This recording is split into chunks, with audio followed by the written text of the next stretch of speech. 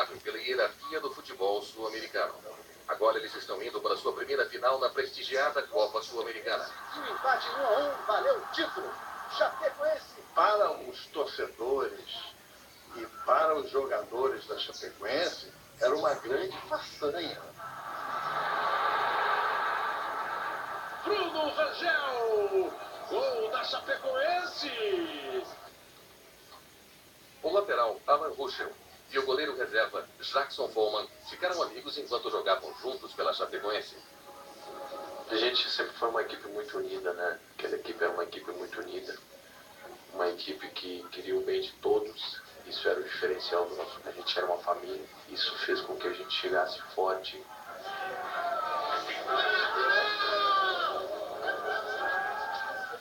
O time contratou uma pequena companhia aérea boliviana chamada Lamia para levá-los para Medellín.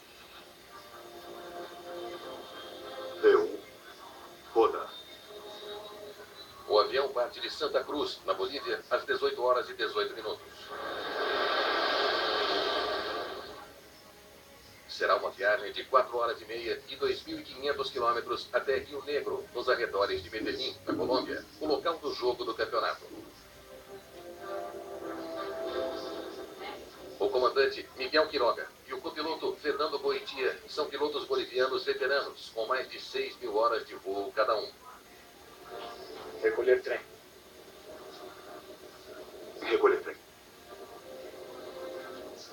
Uma jovem piloto boliviana, Cici Arias, está observando do assento extra. A tripulação está pilotando um jato regional Avro 146. O 146 sempre teve uma estrutura muito firme e um projeto muito bom. É um pouco mais caro de operar porque tem 4 motores, mas ele é muito confiável.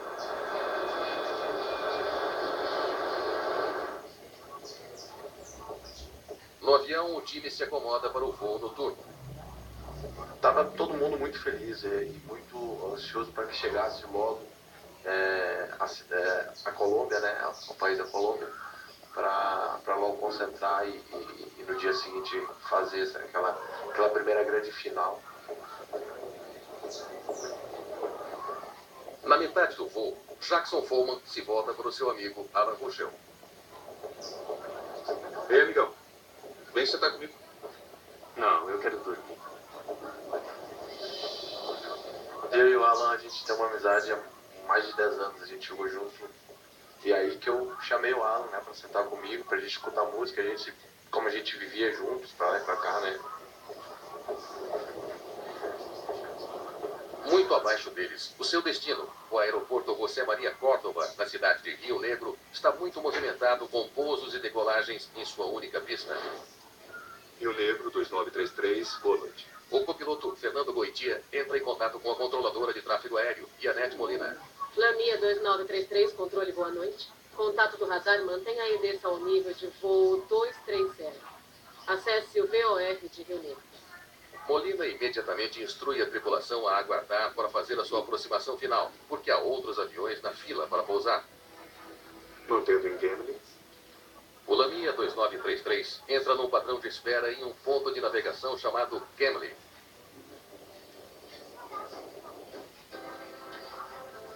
Alguns minutos depois, um pedido da cabine de comando do Lamia surpreende Molina. Lamia 2933, solicito prioridade na aproximação. Temos um problema de combustível. Disse que está solicitando prioridade para pouso e que tem um problema de combustível, correto? Afirmativo.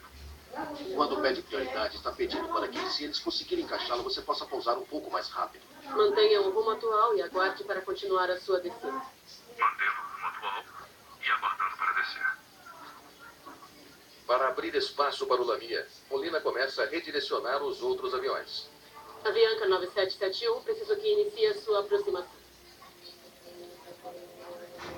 Prepare a tripulação para o pouso.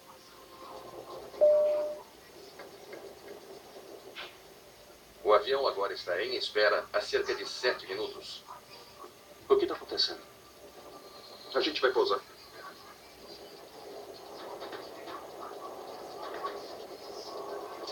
Lamia 2933.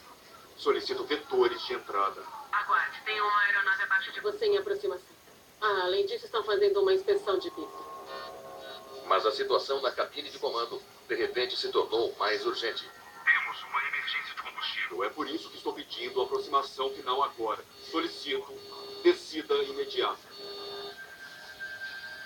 O que é muito incomum também é declarar uma prioridade e então, 30 segundos depois, dizer que está sem combustível. Lamia 2933, vira direita agora Para iniciar a sua descida, você tem tráfego 1,5 km abaixo. Quando você declara uma emergência, o Mar Vermelho se abre, então o mundo está concentrado em fazer o que você precisa para chegar ao aeroporto o mais rápido possível. Pensei que a gente estava quase lá. A gente não... Ninguém comentou nada conosco. A gente não ficou sabendo de nada. Molina precisa mover o voo da Lamia para longe de outros aviões em seu caminho. Lamia, vira à direita para iniciar a descida. Mas em vez disso, os pilotos da Lamia viram à esquerda, diretamente na direção dos outros aviões. Negativo. Já estamos começando a descer. E indo para a pista. Avianca 9771, vire à esquerda imediatamente, na direção 270. Eu vi que eles não estavam seguindo as instruções que eu estava passando. E começaram a descer. Começaram a descer muito rápido, muito acelerados. Eles passaram muito perto de atingir uma aeronave da Avianca.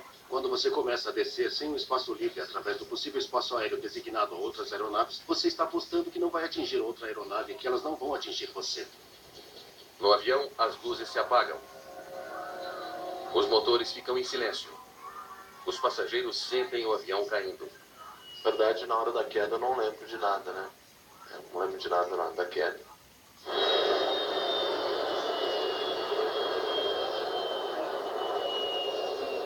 Eu lembro que eu rezava bastante pedindo para que logo as luzes voltassem a funcionar, os motores voltassem a funcionar.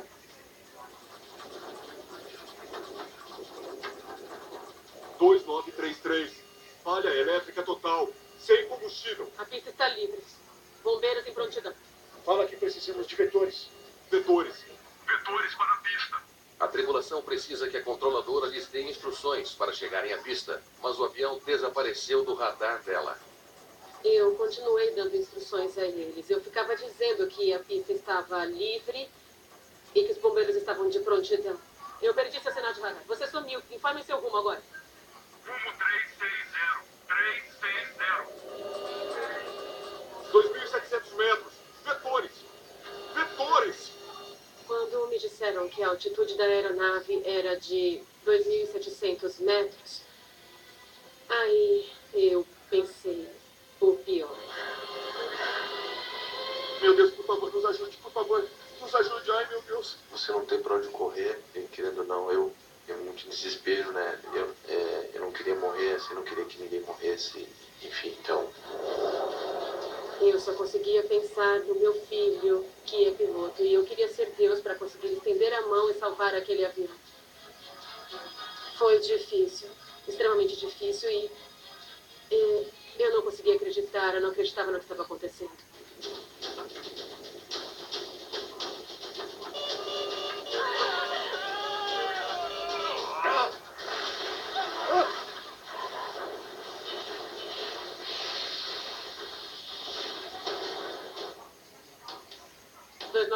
Responda. 2933, responda. Uma aeronave desapareceu. Saiu do radar. As comunicações de rádio foram perdidas. Molina está perplexa com o que acaba de acontecer em seu turno.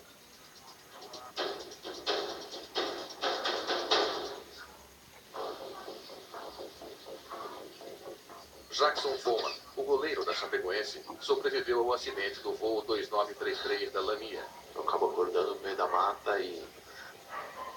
Eu não sei quanto tempo eu fico acordado também, não sei quanto tempo eu fico desacordado. Socorro! Socorro, por favor! Eu tô aqui! Eu também não via nada, tava muito escuro, não enxergava nada. Então, eu lembro que uma pessoa chegou até mim, pegou na minha mão, pediu meu nome, pediu minha idade e falou pra mim ter calma, que ela ia me tirar dali, daquele lugar. Equipes de emergência correm para o local do acidente. A maioria dos passageiros morreu. Mas, incrivelmente, 7 deles ainda estão vivos. Além de Jackson Follman, 3 outros jogadores da Chapecoense sobreviveram. Alan Rogel, Hélio Neto e Danilo Padilha. 70 pessoas morreram, fazendo desta uma das piores tragédias da história do esporte. Desastre de avião é uma notícia que se espalha rapidamente. Você vai e liga para uma CNN, para uma National, uma companhia, para uma Fox News, para uma coisa, já está lá falando do acidente, qualquer que seja o acidente. A luz da manhã revela toda a extensão da tragédia. O avião da Lamia atingiu o cume de uma montanha de 2.650 metros, chamada Cerro Gordo. O grupo de investigação de acidentes com aeronaves da Colômbia não perde tempo e começa a trabalhar. Uma equipe está no local ao amanhecer, com Julián Echeverri no comando. Olha, parece que a fuselagem girou 180 graus. Os destroços do avião que estavam no chão nos mostraram a posição dele em relação à pista e as prováveis intenções da tripulação de se dirigir para lá. Echeverri e sua equipe trabalham sem parar, coletando evidências na montanha. O trem de pouso estava baixando.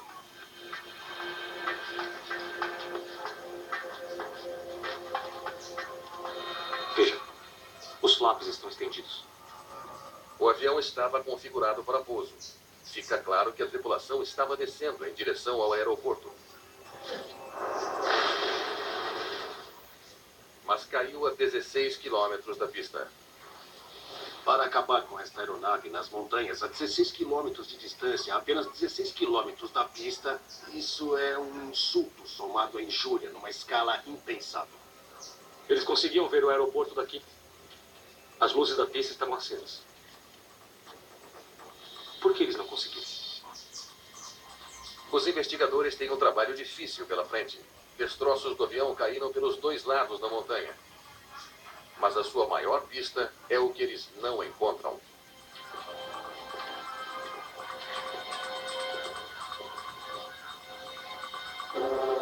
Sem marcas de queimado. Também sem cheiro de combustível. No local do acidente havia um cheiro muito leve mesmo de combustível.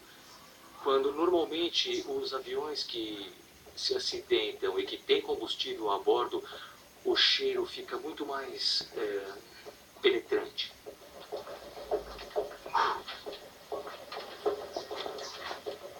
Os indicadores de nível de combustível estão em 0.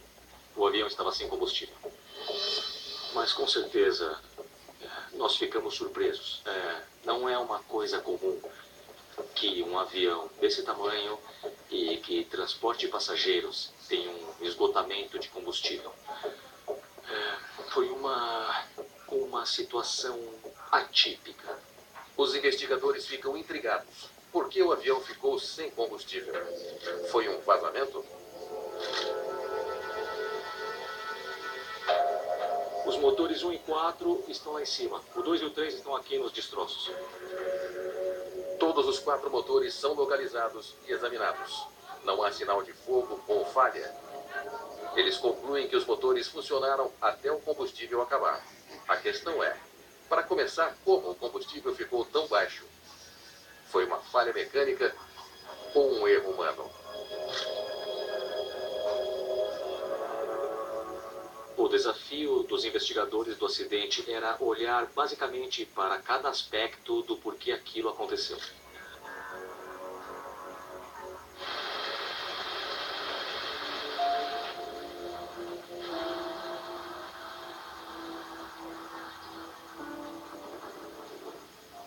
Todo mundo do futebol está de luto.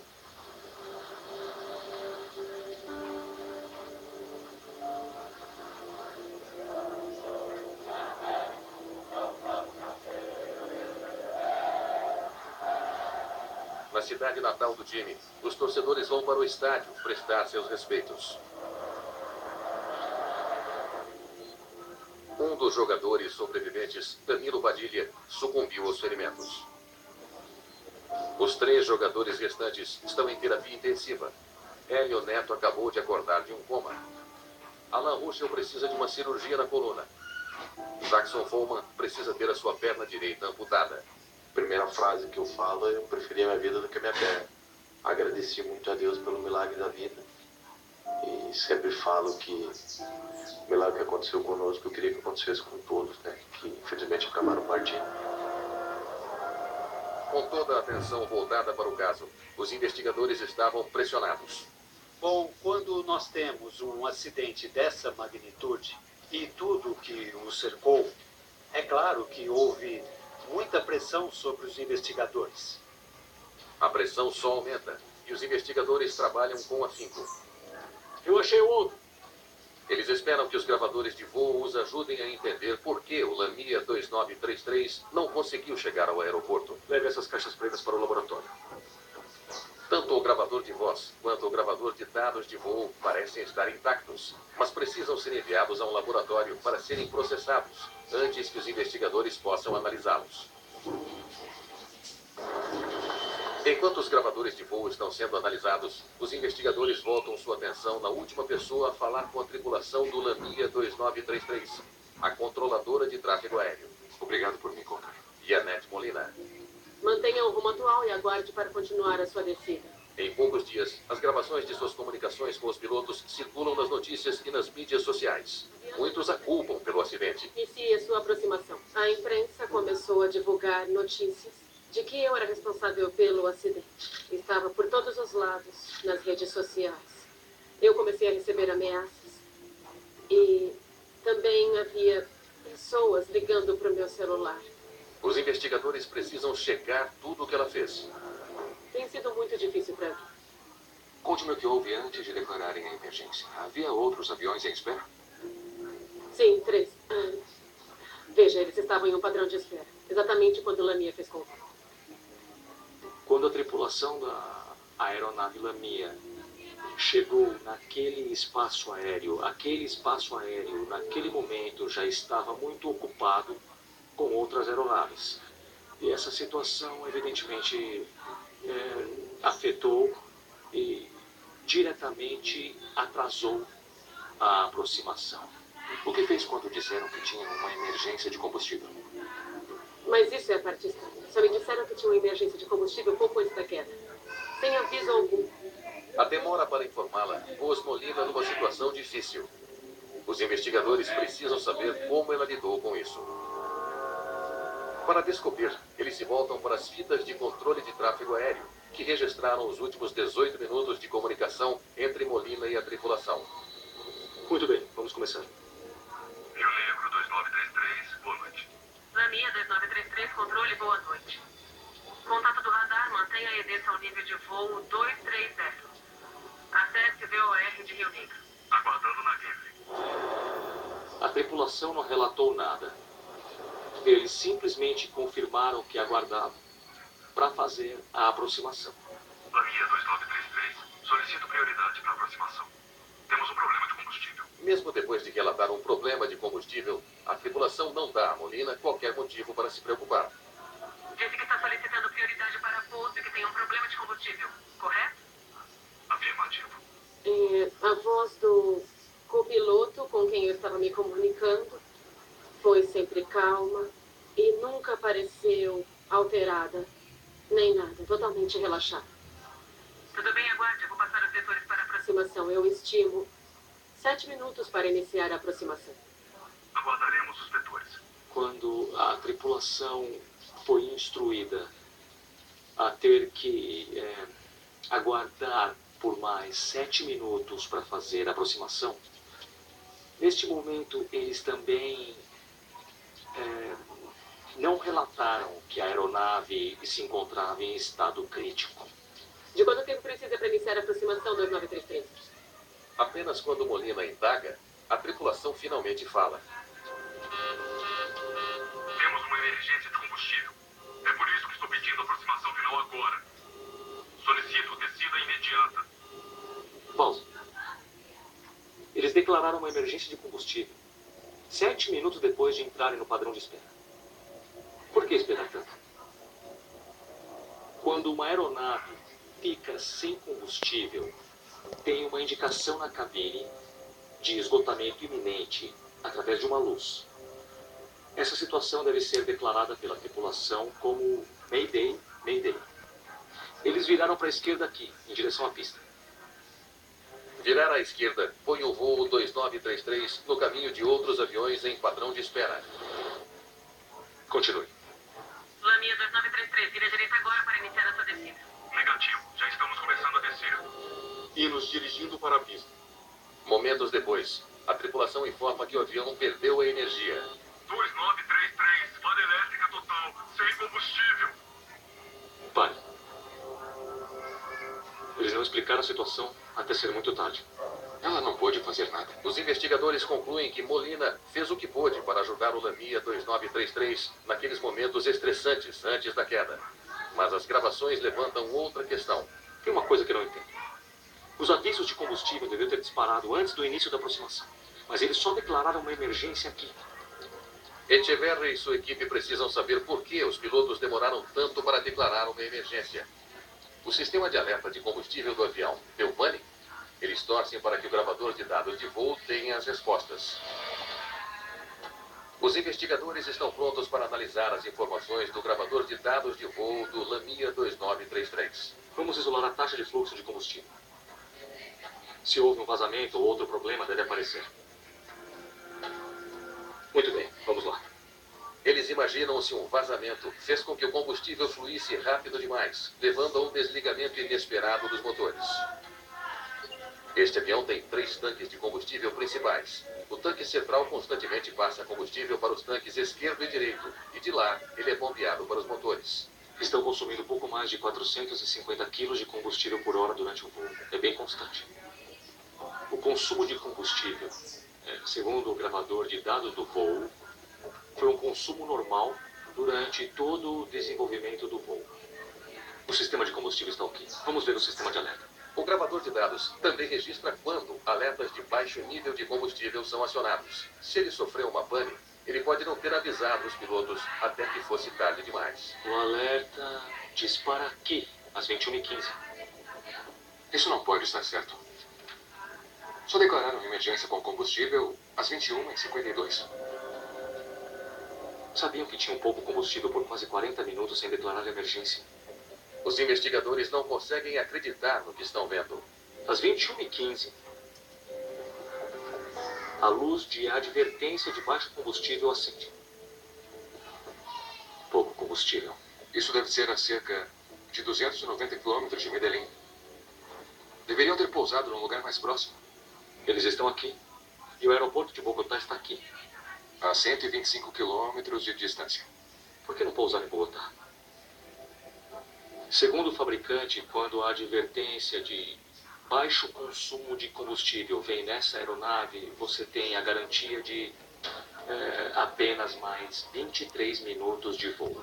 Naquele exato momento, eles deveriam ter dito onde podemos pousar este avião. A advertência vem aqui. E em vez de aterrissar em Bogotá, eles viajam por mais 29 minutos até a área de espera. E eles concordam em aguardar por mais 7 minutos. E não comunicam à controladora sobre o aviso de pouco combustível. É um desvio claro da conduta que os pilotos devem seguir. Como depois de todo esse tempo, e todo esse esforço, e todo esse treino, e todo esse conhecimento, tem pessoas se desviando tanto a ponto de se colocar em uma situação quase garantida de desastre? Por que não declararam uma emergência de combustível mais cedo? E tem mais uma coisa que não faz sentido. 40 minutos depois da advertência, os motores pararam. O avião estava a 24 quilômetros do aeroporto e a quase 4.800 metros de altitude, altos o bastante para planar até a pista. A montanha tem 2.600 metros. Eles deviam ter conseguido passar. Os investigadores fazem outra descoberta surpreendente. A tripulação baixou o trem de pouso a quase 4.800 metros de altitude. 1 minuto depois, os pilotos estenderam os flaps para 33 graus, a posição correta para o pouso. Baixaram o trem de pouso aqui e então estenderam os flaps aqui. Mas há um grande problema: o timing.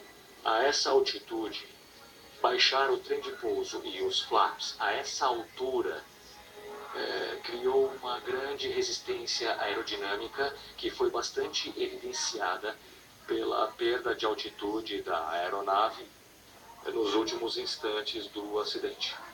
Eles se configuram para o pouso e começam a cair como uma pedra.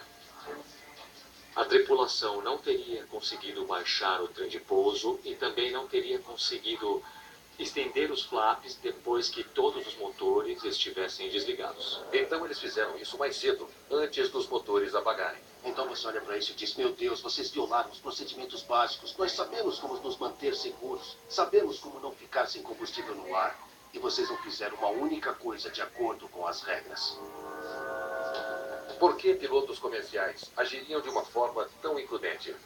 Os investigadores agora se voltam para o CBR, o gravador de voz da cabine de comando. Parece que temos um problema.